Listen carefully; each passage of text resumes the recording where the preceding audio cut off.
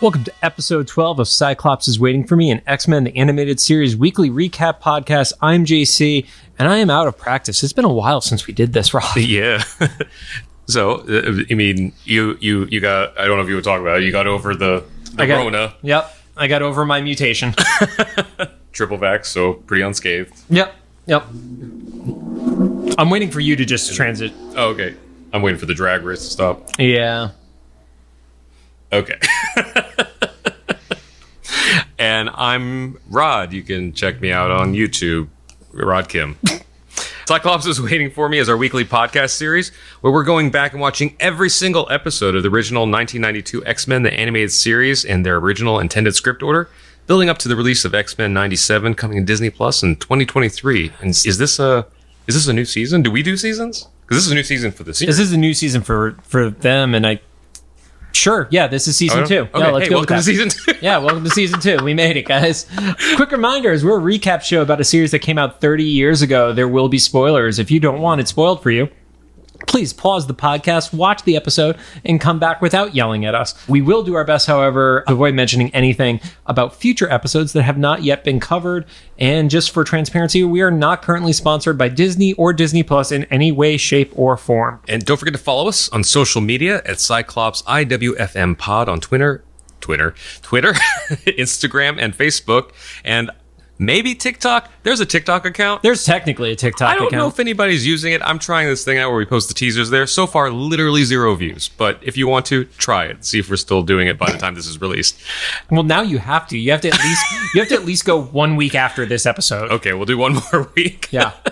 And finally, we record these episodes in batches right now, as we've just mentioned. So if we're reacting to any news about the upcoming series, we may be a few weeks behind.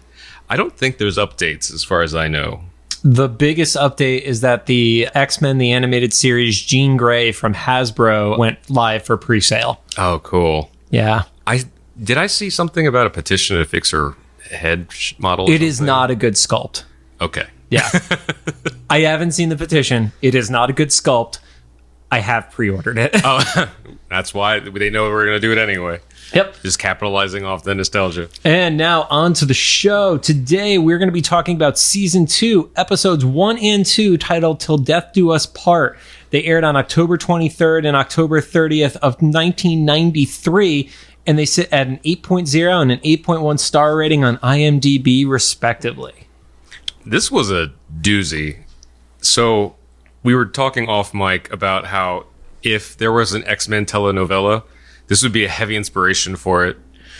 We'll see more. It just keeps escalating. But maybe that's also good writing. I remember Days of Future Past being this dramatic, but it wasn't.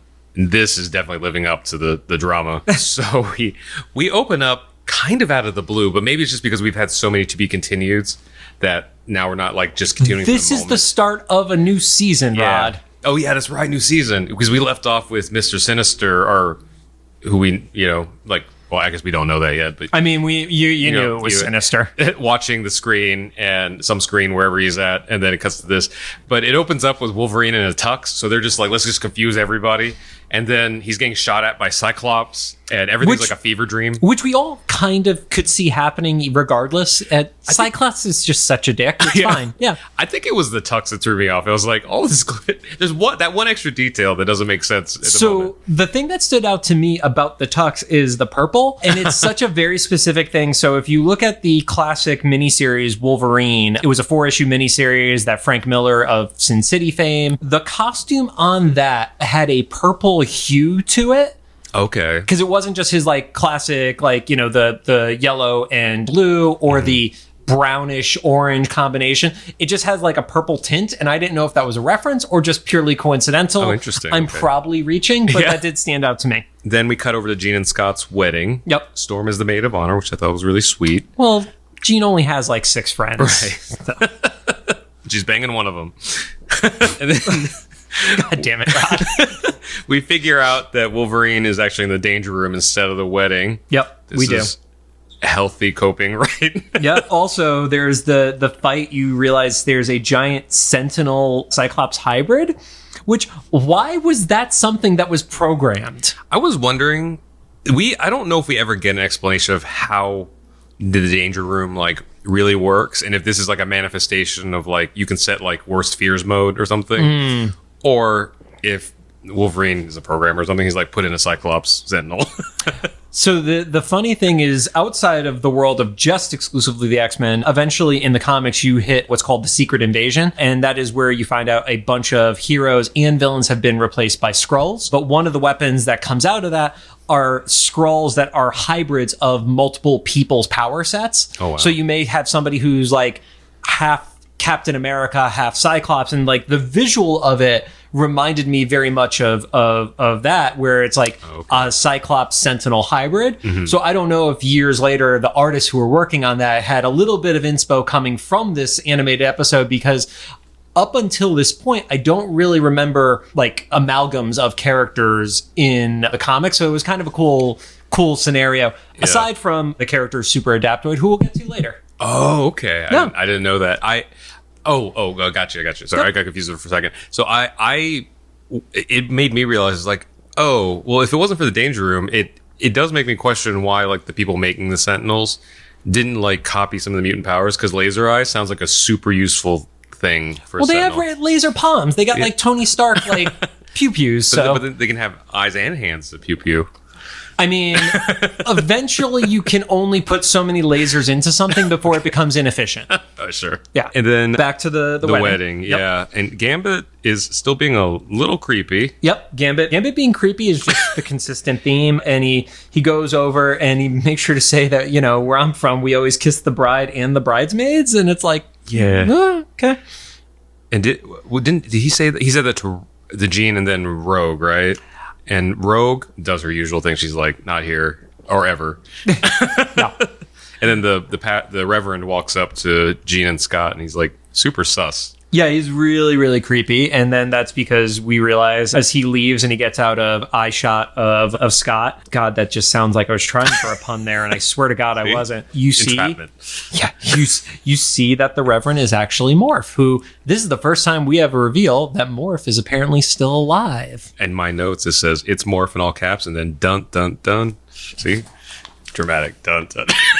I'm so proud of you for having notes. I'm not even going to give you a hard time for it. That was such a cool thing, especially as a kid, because this is like almost like a year later, I think, since we first saw Morph die, you know? So this was October 23rd, and then we saw Morph die. I didn't write that date down. Go into the book. It literally was just shy of a year. So Wow. You had October 31st of 1992. Oh, that's right. We talked about that. 51 weeks to the day. Yeah. And in kid years, that was 10 years later. Yeah, kid years. So we saw Morph, and he was still alive. I want to believe, besides having the action figures at home, we probably forgot about him. Like I never even had a Morph action figure. We only had him because my brother was looking for him, because we wanted him because he was so rare. And I'm guessing he was either rare because they figured kids would want it, or since they killed him off so early, like, why make a figure super available?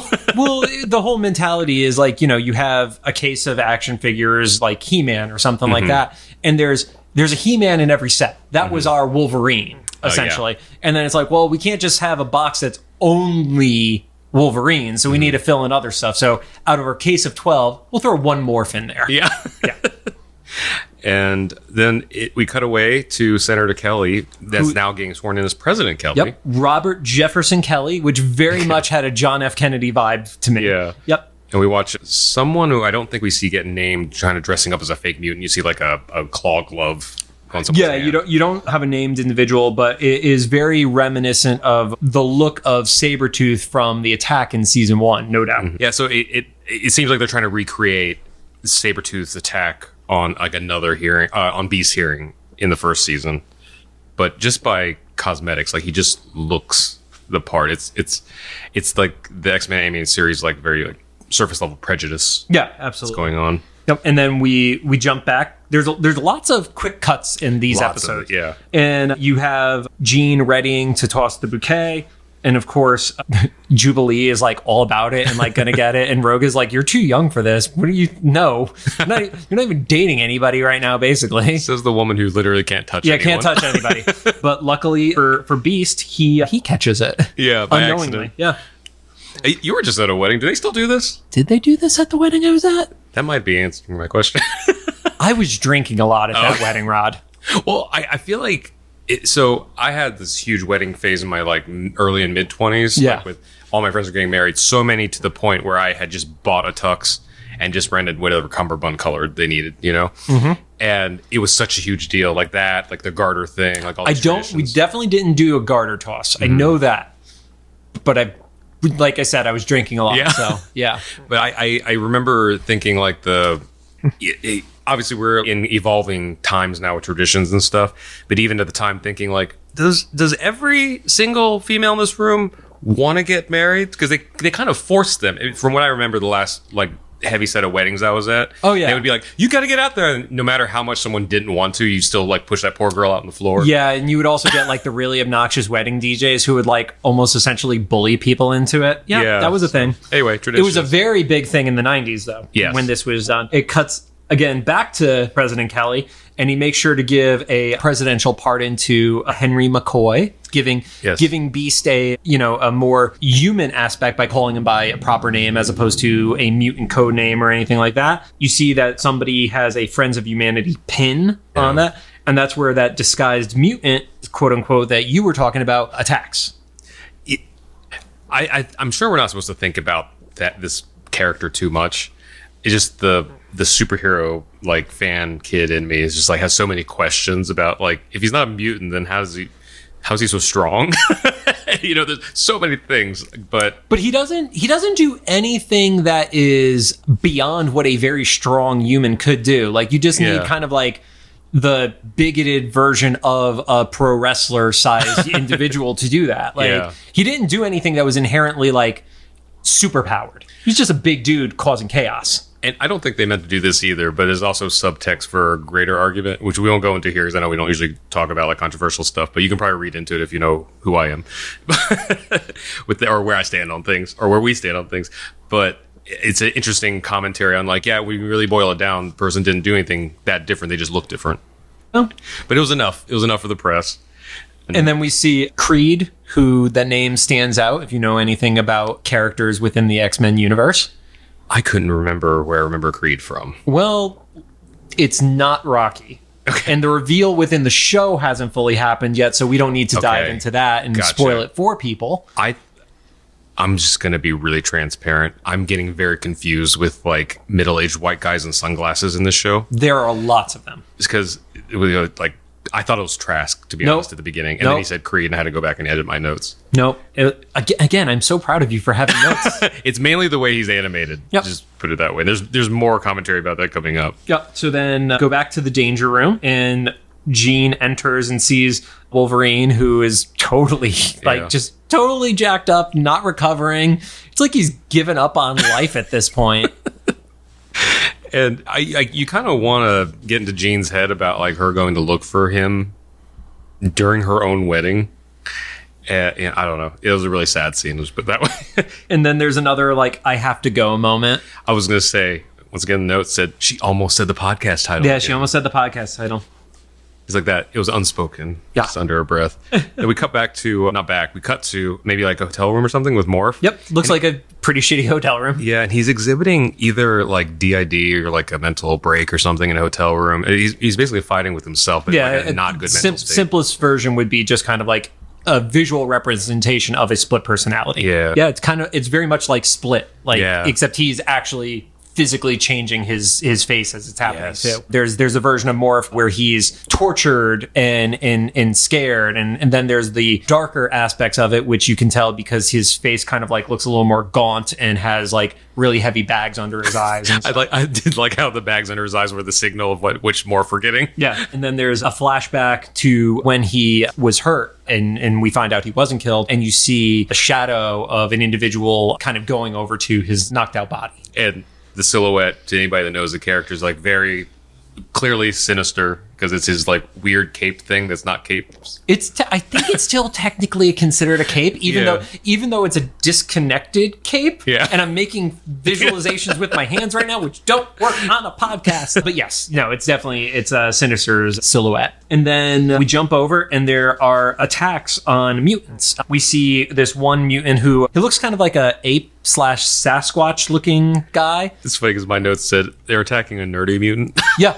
who is a minor mutant. His name is Mole, just makes sense, to be yeah. aware. And then we also see two of the Morlocks, who we actually do know from season 1. You had Ape and Tommy, who are retreating, and they like jump down into the sewers and stuff like They that. have like these rough like shape-shifting abilities. Yep. And then you see there is a store that gets attacked. I'm assuming there's some sort of assumption from the Friends of Humanity that the store sells to mutants and that's why it's being attacked and such. And there's a little bit of a conversation of like, well, why is this happening? And it's explained, well, Senator Kelly has kind of changed his stance, so all the people who had those bigoted views feel betrayed by him, and now they need a scapegoat to take it out on these innocent mutants and store owners, etc. The one thing I did want to point out here is, remember how when we were talking about the bar in season 1, I said there was something about the symbol that the bartender and the people who were fighting in the bar, those were Friends of Humanity logos on the bartender. I thought they looked familiar. Yep.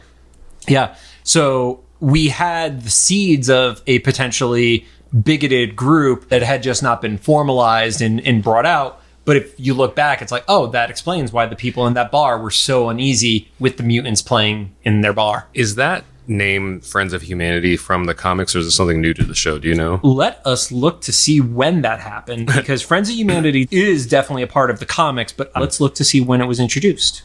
I mainly wonder because it's a really good parody of what it's like in the real world, of like co-opting a term that is typically very positive for something that's kind of bigoted, you know? Yep. So having the word humanity in it it's making it sound like something that's more innocent than it really is, because like even just the acronym, the FOH and stuff, it sounds like a homeowners organization or something like that, right? Yep. And stuff, but when you actually meet the people, like you see like how shitty they are. Yep. And off of just a quick search, I don't want to go too into it while we're actually recording, but I do see references as early as 1992, so it did exist prior to the show itself being written. Yeah. Yeah, so it's just a great example, because it is also heavily implies that mutants aren't humans, which I think is, I know is, we all know is one of the main differences between mutants and humans, like whole conflict throughout the series. Yep. There was a great phrase that I heard Storm say, where we must fight to stop hate. And it's really interesting, because it's like, in theory, it's how can you combat violence with violence? But at the same time, it's like, well, if you just let people get away with violence, they're going to continue to hit you with it. It's a little bit of a Magneto aspect of it. I said the same thing. I was like, she's starting to sound a little like Magneto. I mean, she's not going as far as saying Magneto was right, but yeah. Or she's also seeing how whenever they let everybody go, when they do something bad, it's not working out for them. They should detain these people at some point. Yeah, follow us on social media to see the clips where we discuss that. There is a private video line that comes in. Which nowadays would mean something totally different. I love that line. Professor X was like, I'm getting a private video call. I'm like, are you? Most people would just say FaceTime, Professor, but and it is Magneto. There's like static and fire, and sends coordinates to a spot in Antarctica, and basically like leaves him hanging, and you see that it's morphed in front of a green screen, which props to them for having that good of a green screen. Right? He's a Twitch streamer. Yeah. Cut to, there's a bar that has Wolverine, Gambit, and Beast, and they get attacked. Yeah. Yeah. For playing pool. Yep. They are playing pool, and people don't want them playing pool, apparently. Friends of Humanity are not as friendly as their name would make it sound, as Rod has pointed out. And as they are defending themselves, you realize that Creed has a cameraman on them the entire time, and he's making sure to get everything on film. Obviously, you know that it's going to be used against them at that point. Seeing Beast holding a gun and such. Yeah. Yeah, you see that it looks like they imply that Creed set up the moments like where the guy was going to brandish the gun so the Beast would take it and stuff like that. Yep. Yeah, Wolverine slashing through the roof of a car. Again, all things that edited out of context leave the X-Men in a very precarious situation. Yeah. There's just like a very small kind of like sidebar to that whole situation without getting too much into it. In like the real life parallel, just as if for some reason if anybody doesn't know Rod Kim, like I'm Korean American. So this concept it's a little bit triggering because there's a whole thing of like only seeing the end product. So obviously these three were provoked, like they were attacked, and then the footage gets edited together that makes it look like they were the aggressors and stuff. Yeah. Something similar. Very propaganda-esque. Yeah. So something similar kind of happened in real life. Nothing big that anybody would know about, just something in my circles and stuff. And I'd mentioned to a friend who I know is genuinely a good person, just not as maybe experienced in things outside of like smaller situations. And I mentioned like, oh yeah, it's kind of like, I guess minor spoiler if you haven't seen Get Out yet. Have you seen Get Out? No. Do you care? No, go for it. Skip about 3 minutes right now if you want to not have anything from Get Out spoiled for you. It's kind of like the end of Get Out, right? And he was like, how so? I was like, well, the entire movie, these black characters are getting tortured, and it's always like unimaginable horror and stuff. And the end of the movie shows him finally clawing his way out of this bad situation. And the cops roll up, and all they see is a black man choking out a white woman. And they're like, see? And that's what the media sees and stuff. But they didn't see the last like week of him being tortured, his brains literally getting cut out of his head and stuff like that. And this friend I was talking to was like, you know, it's always so interesting to hear perspective on things that you see it that way. I was like, I feel like that was a very clear parallel.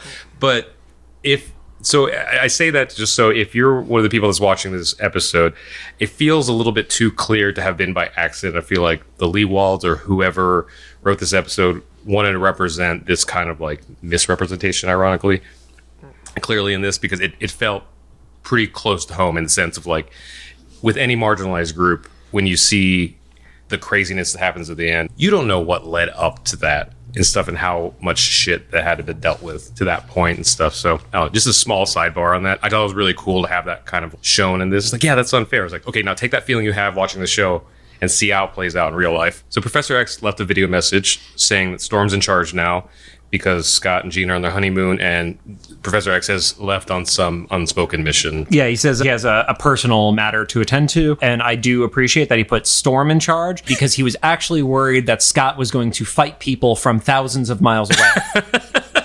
Not the real reason, but in my headcanon, it's the real reason. Probably he's just going to yell at people. He's going to yell at everybody, even on his honeymoon. We have to give Jean a little bit of time off. That poor woman. Yeah. And as that is happening, Morph is there. Wolverine's Jeep comes in, and Morph makes the comment, even Wolverine's Jeep sounds angry. I definitely remember that from a kid. I was like, that was really funny. I didn't write down the exact setup of it, but I do want to point out there is an SNL reference there of making copies from Morph, and Rod, who's actually older than me, doesn't get the reference. I don't remember it, but also I don't remember literally earlier today. That's true. That's when I just watched these episodes. But that's great that those references are in there because very of the time, but also kind of can fly under the radar. And I want to say the making copies character, which was Rob Schneider, before he did horrible movies like The Animal and any other piece of crap that Rod Schneider was in, came out in like 91. So it was actually super timely at that point. Yeah. Nobody today remembers that except for people who were like, you know, at least 10, 15 years old at that point. Yeah, so, he kind of made a legacy for himself as like Adam Sandler's sidekick, didn't he? And making shitty movies by himself. Yeah. Yeah. So then we get to a bunch of very quick, very jumpy scenes back and forth. So just as transparency, John watches these in like a normal order, like sometimes days ahead or whatever. Yeah, and I actually watched this one about 10 days before the recording since I was sick last week. Yeah. I have such a short memory for circumstances and situations and stories. I watch these as close to recording as possible. And I don't know if you even know this. I don't listen to music or consume any other media in between. Just because I don't know what I'm going to forget. And this one is not convoluted, is not the right word, but it's definitely, this is the telenovela part we're talking about. I went back and watched this section several times so I could take very detailed notes. So I actually remember this fairly clearly, as clearly as I can remember it. Fairly clearly while holding notes in front of our faces. So we start off, strap in, this is a ride. We start off with Morph walking down the hallway in the mansion somewhere. He poses as Wolverine and he bumps into Rogue. Finds out that she's getting ready to take a nap in the rec room. So he then turns into Rogue after she's out of sight. Which, pause, everybody here has bedrooms. Yeah. Why would you go take a nap in the living room? The rec room specifically. So she can wake up and play pool, right? I mean, apparently they've rebuilt it after it got wrecked last time. Yeah, so, every week. Yeah. And I don't know what we're going to call it, like Morph Wolverine. No. Morpharine. So then Morph Rogue Yep. walks into the war room, I believe. That's what it looks like in the background. Yeah, that's the war room. Yeah. The central room where all the Cerebro crap happens. Let's call that one war room. Because I don't think they've ever actually had... Yeah, they've called it war room. They've called it war room. I just don't know because it seems to change locations in the house. Yeah, we're not going to worry about architecture. So Morph Rogue walks into Jubilee and Gambit looking at something in the war room and kind of gives Gambit the I'm ready eye and tells Jubilee to kind of, kick rocks. Yeah, skedaddle and stuff. And she's like, no, I want to stay. And then Gambit catches wind of like what's going on. He's like, you should go. And so she, begrudgingly leaves. As she walks out the door, she like destroys a part of the door. Yeah. It's like, you're really not showing that much restraint on your powers, are you, Jubilee? Right. And then she's like, oops, maybe nobody will notice. Yeah, she's literally destroyed a part of a door. And she's the one with explosive powers aside from Gambit. Yeah. And then Gambit totally believes it's Rogue. To his credit, there's no reason besides her acting a little weird that is not her. And he thinks he's finally worn her down to the point where she's gonna make out with him. He's like, you know what? Yeah. Sure. Which is a great motivation to start a relationship. And so Gambit falls for it, and Morph Rogue tells Gambit to go to the rec room in a minute so they can get it on. And then, that was not her phrasing, for the record. That's Rod's interpretation. They did not say "get it on" in a Saturday morning cartoon. She said something that like anybody past puberty like gets like what that signal. I'm pretty sure she said stuff that people even pre-puberty would get. And as soon as Gambit leaves, Morph turns into Storm, and then he runs into Jubilee and tells her to go to the mutant halfway house to go rescue somebody. And Jubilee is just so excited to do something. She goes to the address that Storm had just written on a piece of paper because, once again, before cell phones, GPS, whatever. Yep. Specifically calling it a mutant halfway house with just an address. Yeah. No research. Then we cut back. I believe she says, take my place, because she was going to go there.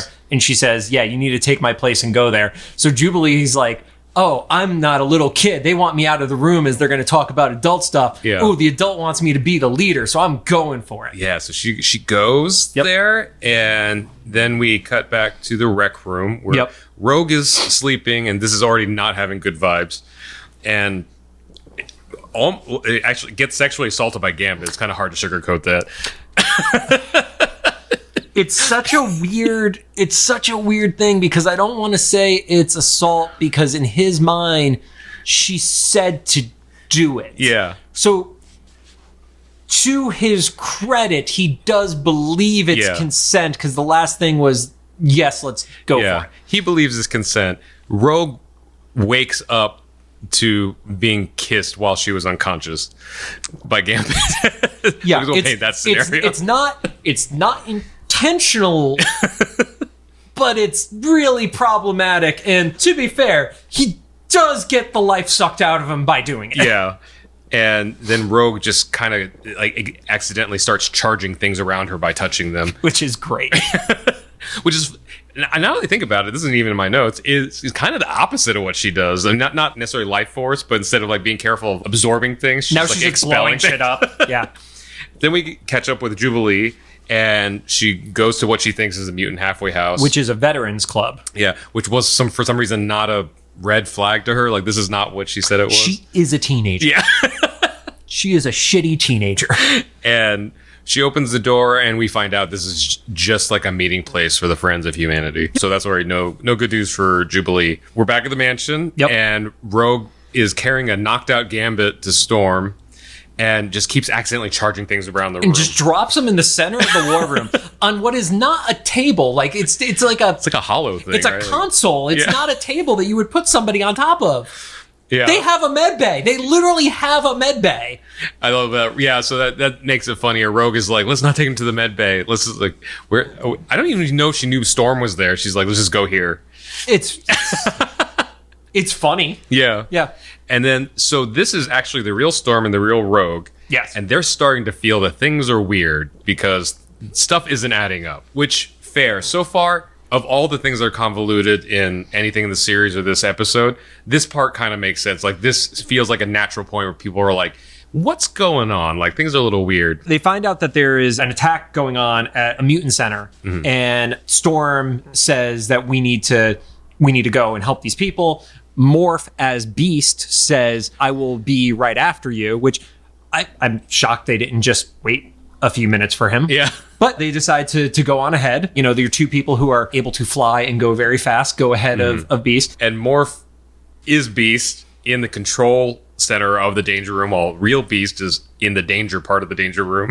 The danger part of the danger room. Yeah. Yep, I dig it. In the danger room, real Beast is unaware of everything that's going on, and Morph just sets the parameters to fuck him up mode. Yeah. Yeah, they basically turn it up to 11. So Storm and Rogue go to fight that battle, and Storm sends Rogue away because she thinks Beast is following right after them. I did appreciate at the mutant community center, I believe it was community center or counseling center, whatever the actual mutant center that they went to, they throw a grenade. When they throw the grenade, it explodes the way a Molotov cocktail does, as opposed to actually blowing up like a grenade. Oh, nice. Yeah, all the weapons. The weapon tech is very cartoon. In upcoming episodes, we'll talk more about like tanks and stuff, and they have the same thing as the laser beams and energy. So in the middle of the fight, Storm is just trying to defend herself and the innocent people around there.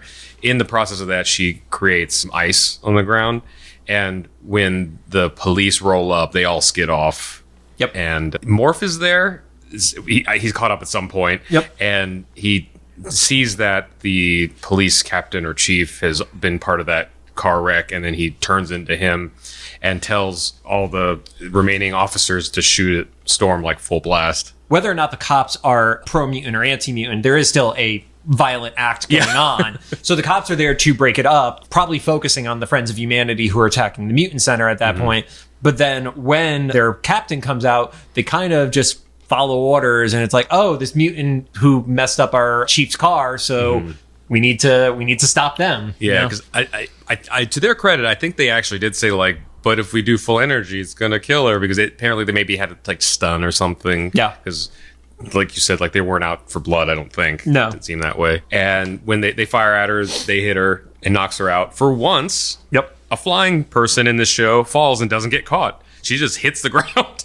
Yeah. I before we hop into a part 2 of the episode, I did think it was really a Joker vibe from Morph as he's watching everything hit the fan. I very much got like not the clown prince of crime Joker, but the chaotic Joker. Yeah. Like a little bit of, there are 3 Jokers within the comics. There in the Heath Ledger Joker, the anarchist. I very much got that vibe from how Morph was acting. Again, we had a dark bag. Yeah, that's how you know it's evil Morph. Yeah, it's evil Morph. Very much had a chaotic Joker vibe to him for me. You know who did have the Prince of Crime Joker vibe, though, was Mr. Sinister, because it reveals that he's been watching this all along from whatever random camera's been showing all this. I think, actually, to his credit, I think this might have actually been a news report. It definitely implied that we were watching some news footage of it, but also implied that the whole thing has been monitored by him.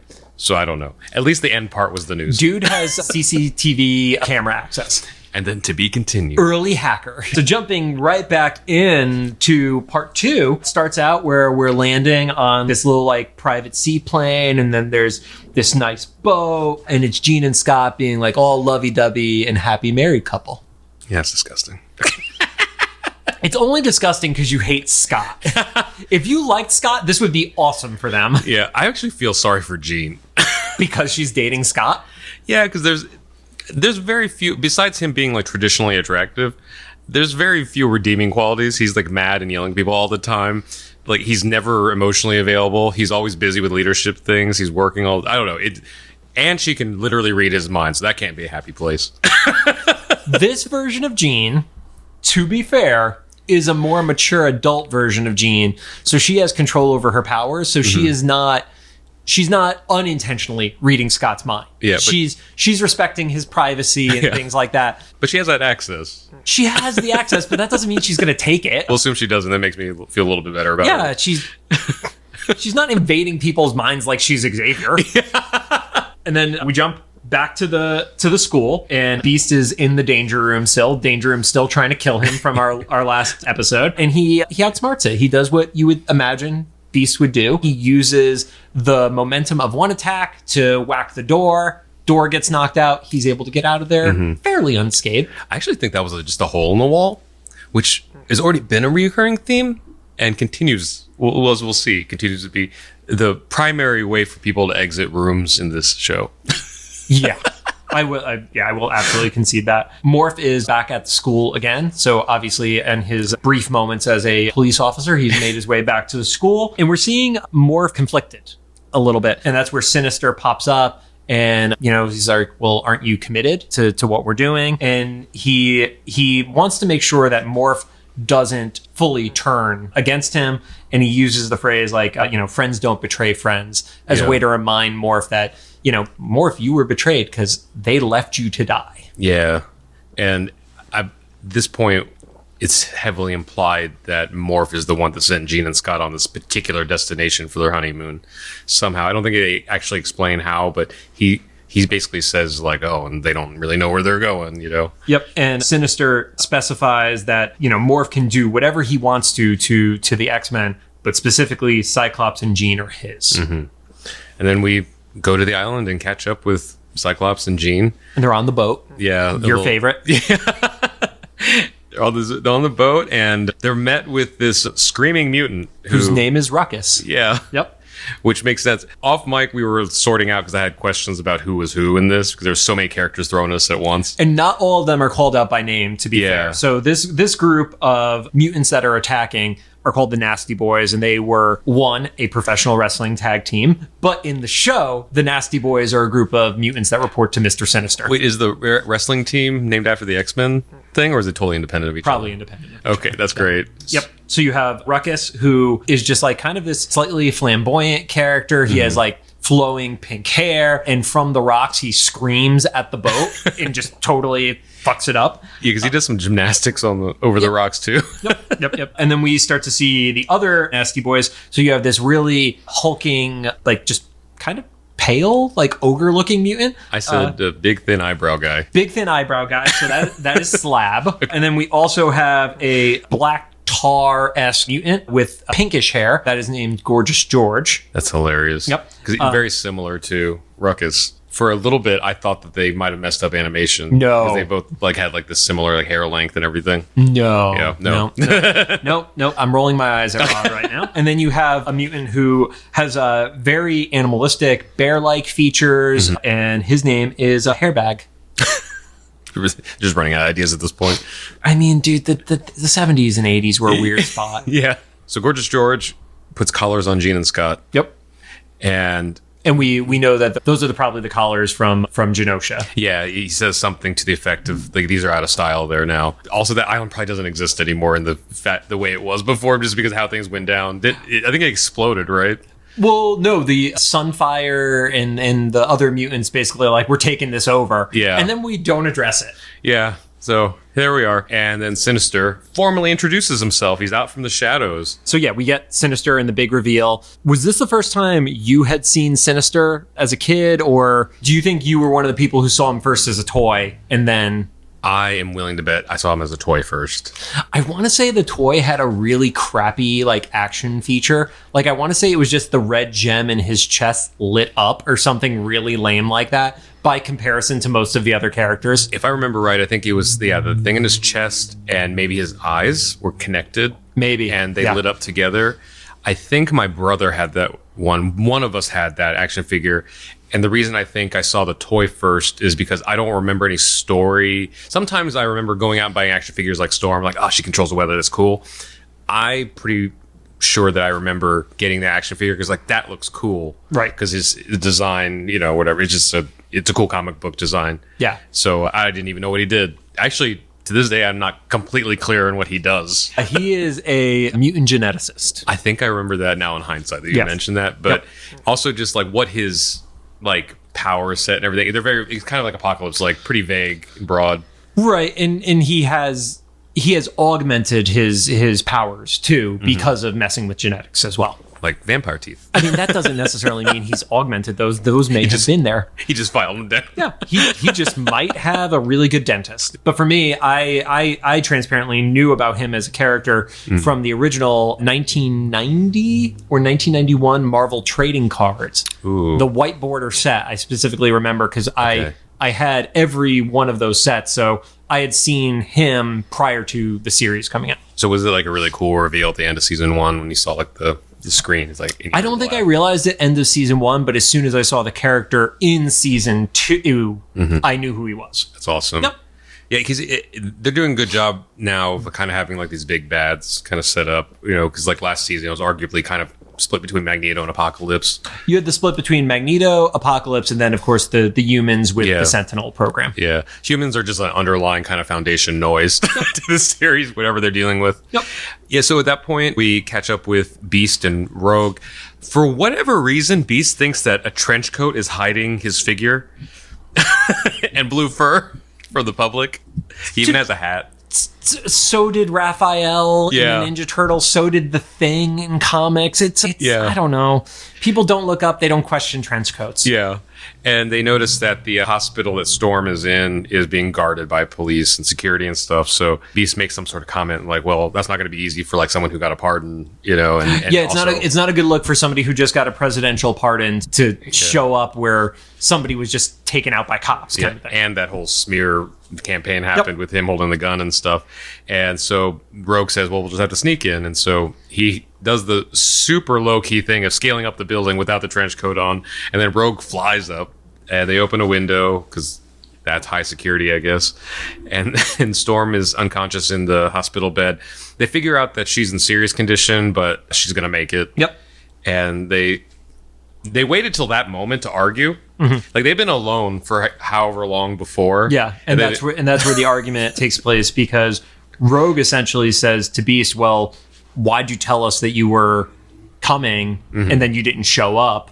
And then of course Beast is like, "I didn't tell you anything." Yeah. Beast is unaware that there was something in the danger room that was beyond a glitch. Yeah. But this is where it really tips Beast off that something went down. Yeah, so now these two are starting to figure out that things are a little fishy. Then we cut over to the Friends of Humanity holding a rally where Creed is kind of leading. It's just as awful as you probably imagine a rally like that could go. Yeah, it's pretty obviously bigoted. Yes, yeah.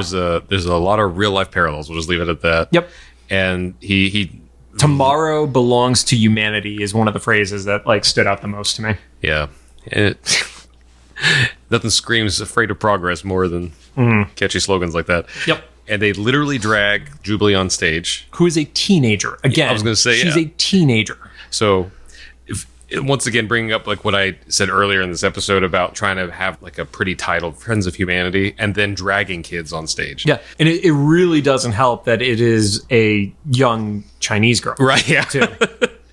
And she's confused, obviously, because if we follow like where people's heads are at, all she knew she was going to take Storm's mission to go rescue someone, and then she's captured by this group who I don't think she knows who they are really at the time. It's unclear how much they would know about Friends of Humanity because the name wasn't like plastered all over the attack on President Kelly or anything like that. Yeah. So it's a fairly kind of, she's still figuring things out. And so she's almost just more like kind of scared and sad than anything else. Yeah. And she's fighting back, but she screams like, like, why do you hate me so much? Yeah. And Creed gives the super hateful response of, "You were born." Yeah. And my note just has that quote, "You were born," and then oof.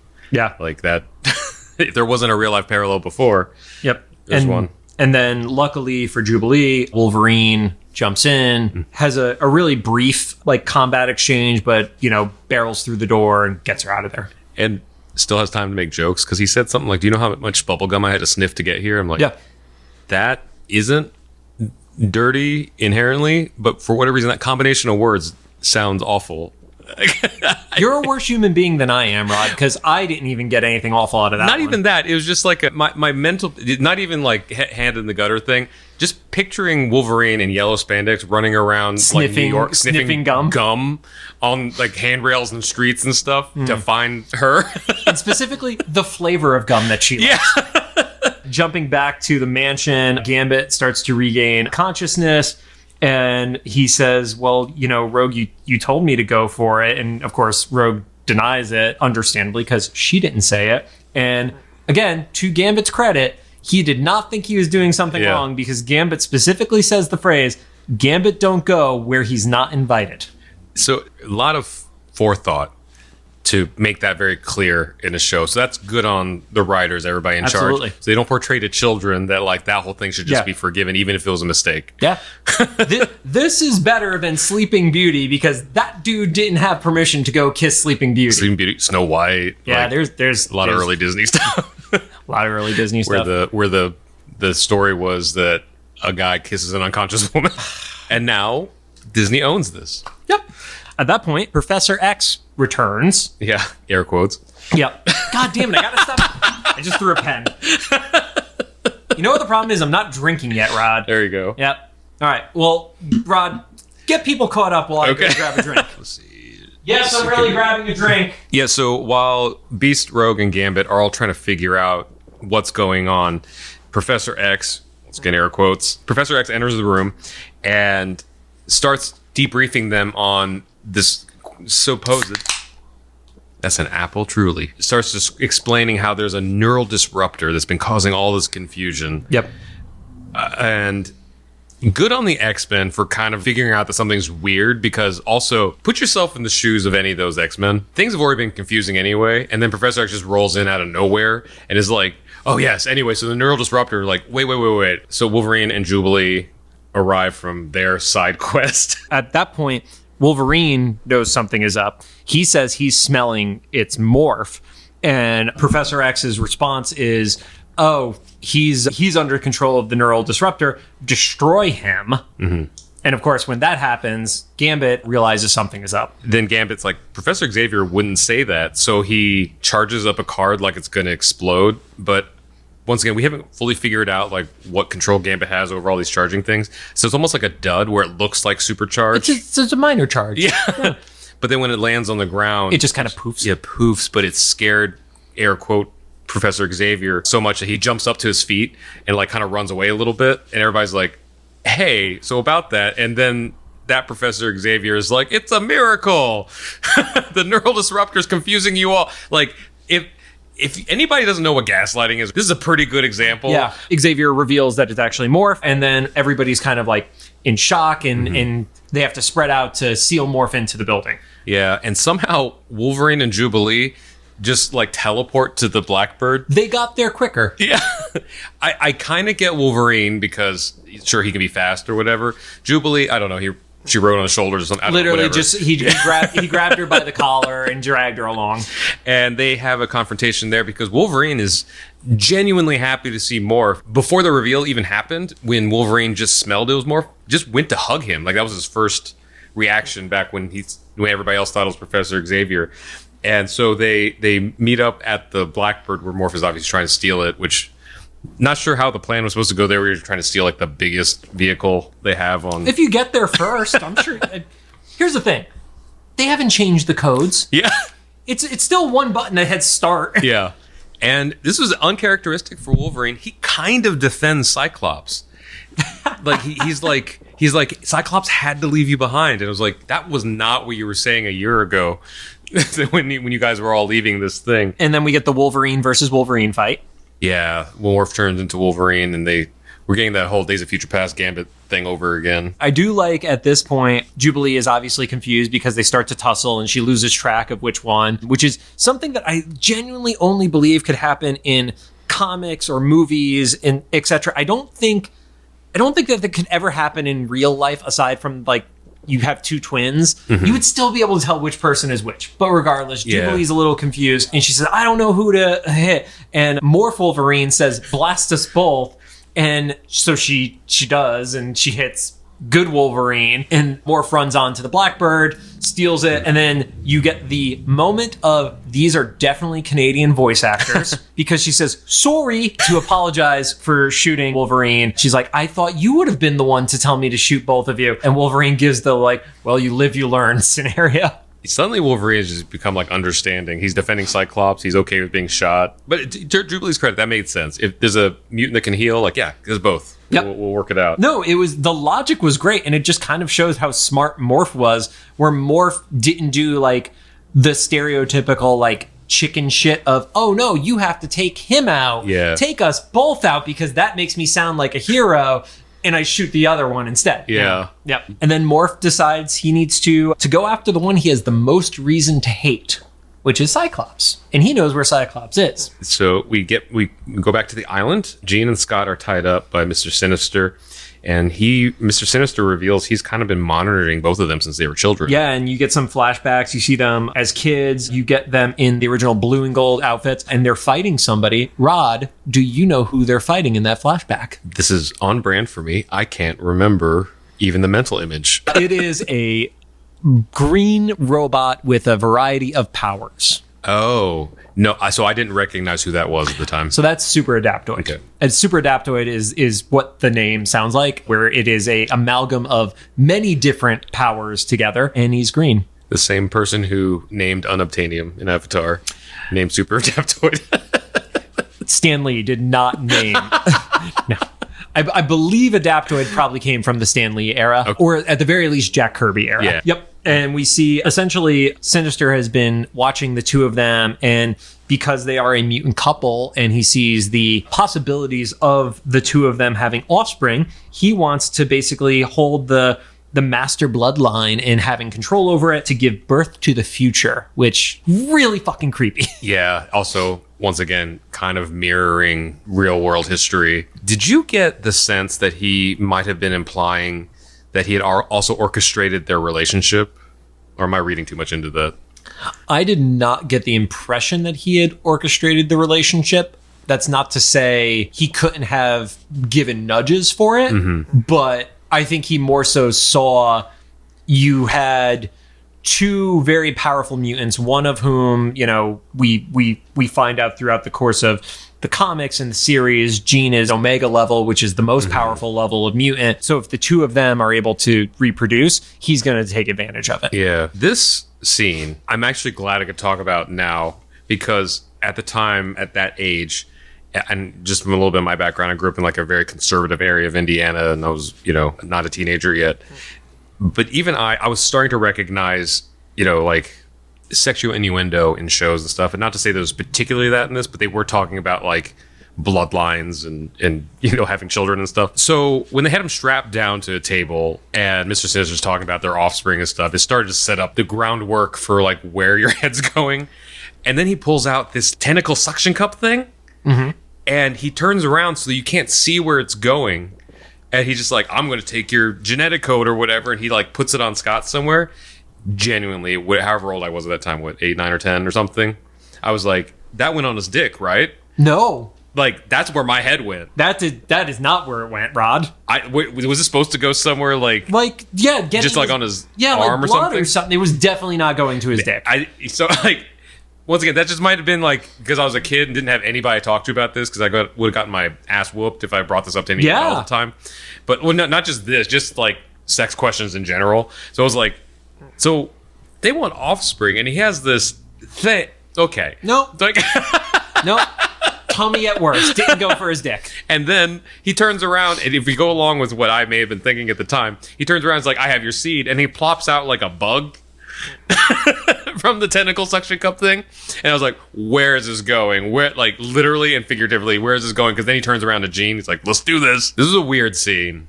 It's definitely a weird scene, and that is something that is consistent with Sinister because it's not just him messing with, you know, mutant genetics and stuff like that. He's also like bioorganic rooms and stuff like that. Like the furniture is alive in this room. So there's lots of weird stuff going on. Around the same time, we are getting the reveal from Morph to Cyclops that he was actually the priest. So obviously that has implications of, hey, you got married. You weren't actually married. That said, even if he did that, they still would have had to get a marriage license. So legally they're married, but not in the eyes of the church they're married.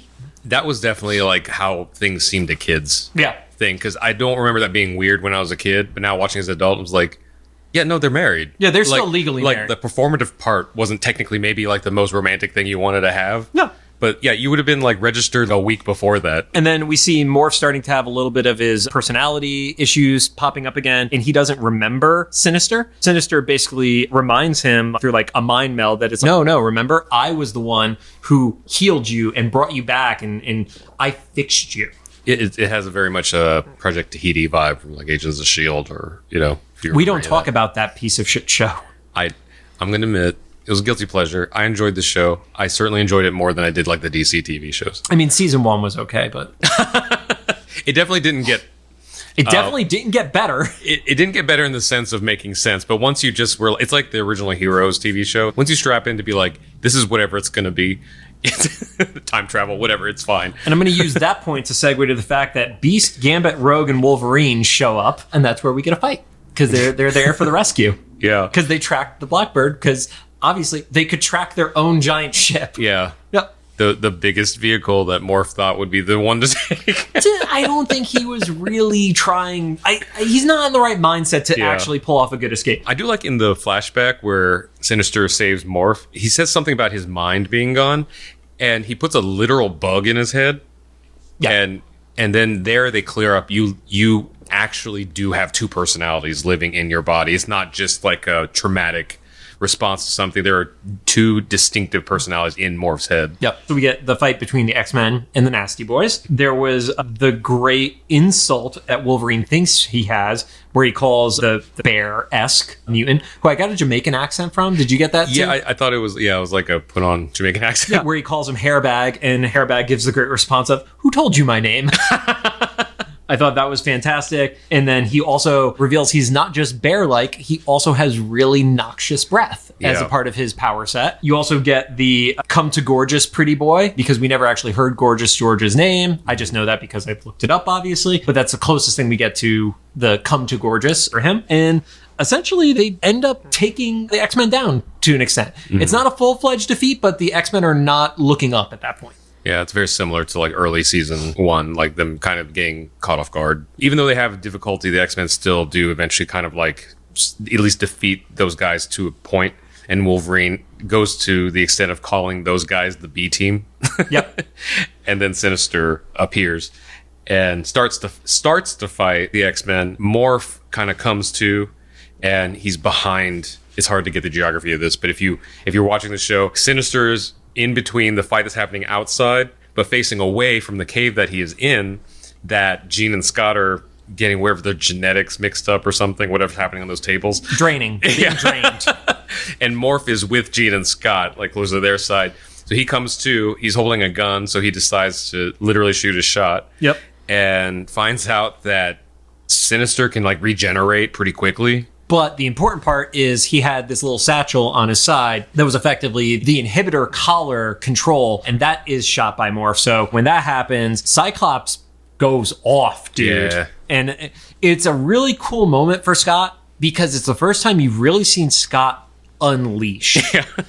As much as we like to joke about Scott being a dick and fighting everybody, Scott goes for it, man. He is not worried if he's going to kill Sinister. I genuinely believe like he was going for kill shots, and it just so happens that Sinister is resilient enough to be able to take those, because he's blasting holes through Sinister's abdomen, and just this green goo is like shooting out and everything like that. Yeah, and Sinister even goes to say like, what? This is impossible. Like he's so surprised that it's not like Morph's gun where he can heal from it. Yeah. I wasn't quite clear on, I guess maybe because Cyclops' powers are organic or something, or they're more powerful than that gun, I'm guessing, so it permanently damages Sinister. It's not that it permanently damages him, it just does more damage than what the blaster would do effectively. And it's the first time we've seen him scared since he was introduced. Yeah.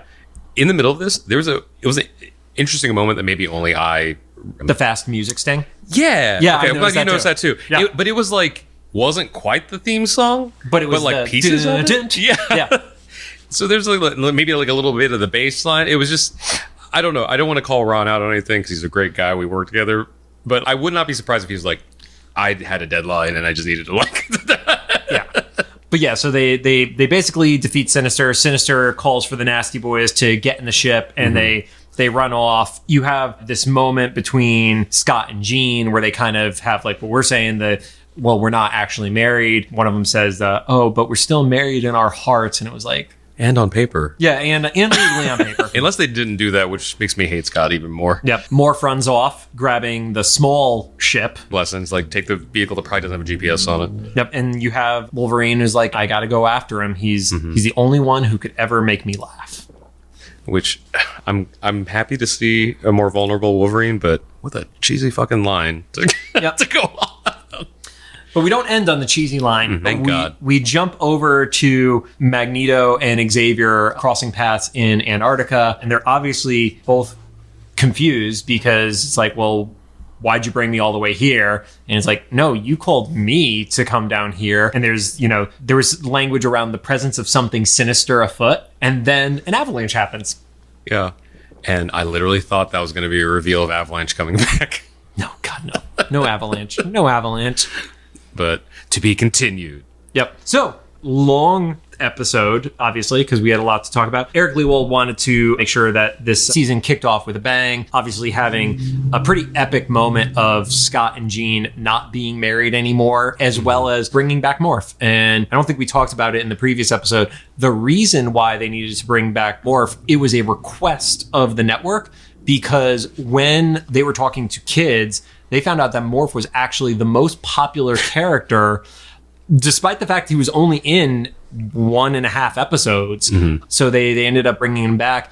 And, there was definitely a little bit of pushback on that, but they gave in because it was built on a good story moment, not just something that felt forced. Yeah, it felt organic. Like I wouldn't have known had that not been documented that it was a request to bring him back. It seemed like a setup to bring him back. But that checks out my experience. I remember at school at recess, we were all talking about how much we love Morph. So that research was accurate, at least in my experience. Yep. Cool. So I think, Rod, we are done on this episode. This was a long one, so have fun editing this. Right. Do you have any closing thoughts for us here?